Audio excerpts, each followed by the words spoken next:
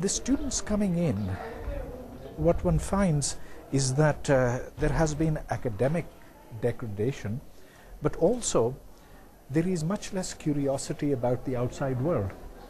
You also see that the way in which students dress has changed quite a bit. And so something's happened, something very important, something fundamental has changed. Professor Hoodboy has become famous here for his critique of the Pakistani state. He believes his students could do with 3 new ideas to supplement Jinnah's faith, discipline and unity. They need skepticism, diversity and freedom. Unless one engages students, engages their minds, and moves them away from their ethnic and religious and sectarian identities, that's what is going to happen. Because the mullah or the ethnic ideologue, he appeals to something that's very primal. He doesn't engage the mind. In school they've been programmed in a manner that they've got to obey, obey, obey. Now that's the sort of thing that some of us in the university want to break. We want them to ask questions. We want them to challenge us, because that's where education occurs.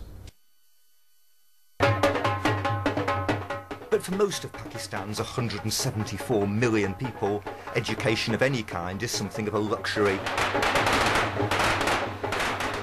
Their world is chaotic and poverty-stricken. Today, luckily, it's fireworks, not bombs. In Islamabad's poorer twin city, Rawalpindi, they're celebrating in true Pakistani street style another wedding.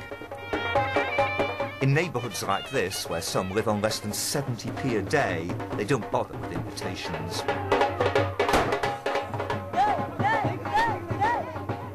Maths teacher Abdul Rahman lives just across the street.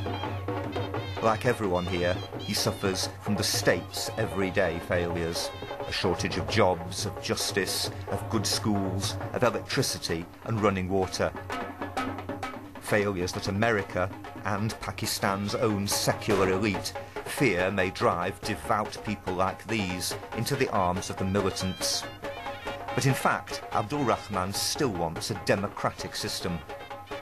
If it doesn't work, he thinks, Pakistanis have only got themselves to blame. Some people are angry, but they can't do about it anything, because we have selected the parliamentarian and they didn't work properly. It is our fault that we have selected them, and we allowed them to go parliament, and they didn't solve our problems, basic problems like electricity, water. We haven't had water here for last 3 days.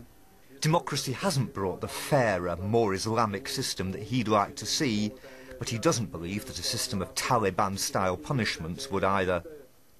If they didn't care or protect the life of a human being, then whatever you have done good, it is nothing, I think.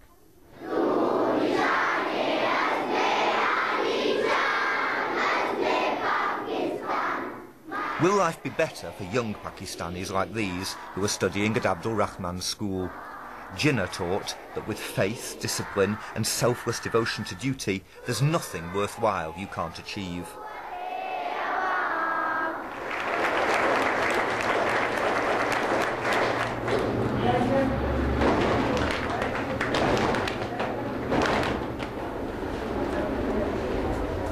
But for all the discipline, Pakistan, already 3 or 4 generations into independence, has achieved a literacy rate of only 67% for men, only 42% for women. Less than half of children over 9 are in school, and of those, many are in private establishments like this one. Even at this age, some find it hard to have much faith in the state. Here I don't feel so comfortable in Pakistan. I want to go to foreign countries. I'm trying to convince my father for that. Abdul Rahman tries to pass on the idealism he gained from his teachers. Whatever I am today is all about my teachers. I hope and I pray also that the future of Pakistan will lead the world, inshallah, one day will become. and the same students and same children of our children will one day lead the world. But it depends not just on formal education, but also on how much they volunteer to take responsibility for their country.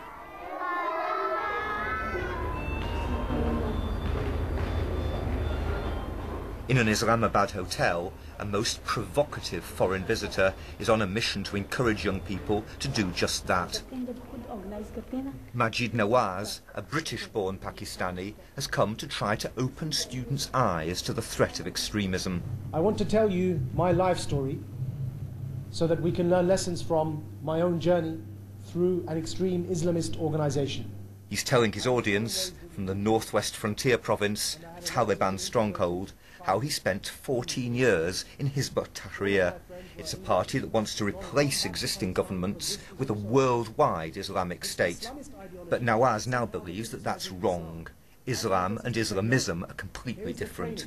Here is the difference between Islam and Islamism, and that if you criticize Islamism, you're not criticizing Islam. You can be And the crux of his talk, don't blame outsiders for the mess we're in. Of course extremism exists in Britain and in America and in Israel. We have to also recognize that we also have our own problems, and the only way to solve these problems is first to recognize that there is a problem. And then we come to a solution. Not everyone will accept that. You said that we ourselves are responsible for this extremism and terrorism in Pakistan, but I don't agree with you, because the people doing this have come from outside. Before 9/11 there were no Taliban, no terrorism. It started after 9/11. America, Israel and India, they're encouraging it. You turn on the TV and the cable is not there. You go to kitchen to cook something and the gas is not there. If you want to solve the problem, firstly provide them with the facilities, provide them with the electricity. How will we study?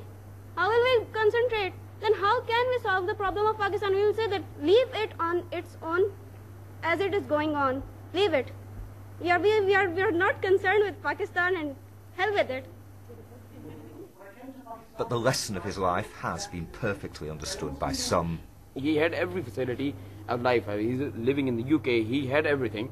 But then again, he became victim of that extremism. So that changed my view that although if you are given all the opportunities of life and you are living a good life with good people around you, you can still be a victim of extremism.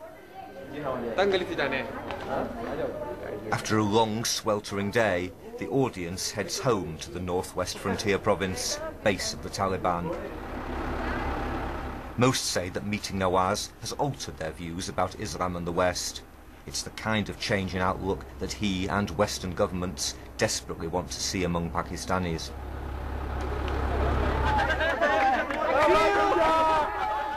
But can a few extra busloads of moderates really decide the course of a country that's now reached an historic crossroads?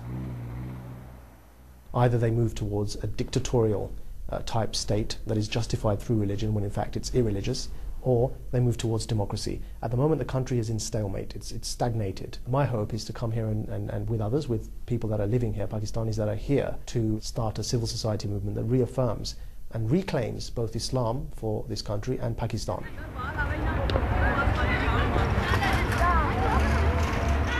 Jinnah's great-grandchildren are growing up in a state that's built a nuclear arsenal but no durable democracy, in a volatile society of many competing interests. Here, to my amazement, mourners are jostling with cricket players.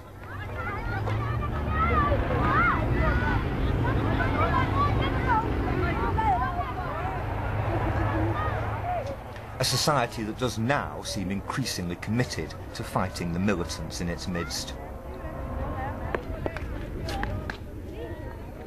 The Taliban, the extremists, pose an existential threat to Pakistan, its people, its way of life, and that this is a wake-up call for us. So just like bacteria surround an infection, I say the Taliban are surrounding an infection in our body politic. We've become aware of that infection because of the Taliban, and now it's up to us not only to get rid of the bacteria, but also to address what caused that infection and find ways of improving our society. And there's a good chance we can do that. Pakistanis still aren't used to looking inwards for the source of their problems. But if they do become more demanding of themselves and of their leaders, it'll strengthen democracy here. And that would be good not just for Pakistanis, but for a world that's now watching this country more closely than ever before.